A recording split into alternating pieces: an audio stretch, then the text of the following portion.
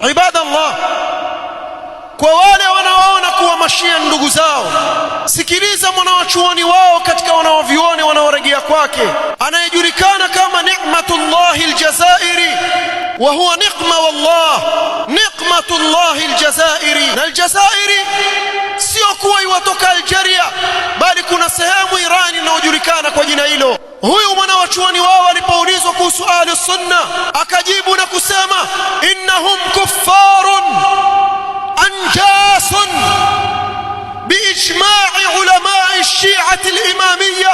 هوا أهل السنة كفار تنني نجس وإجماع ونوافيون وكشيعة، وإنهم أخبث من اليهود والنصارى.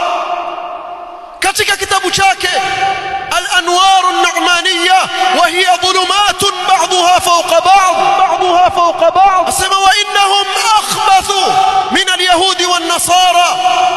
na ahlu sunna ni waovu zaidi kuliko mayahudi na manasara. Ibadallah, haya maneno wayazungumza katika vitabu vyao.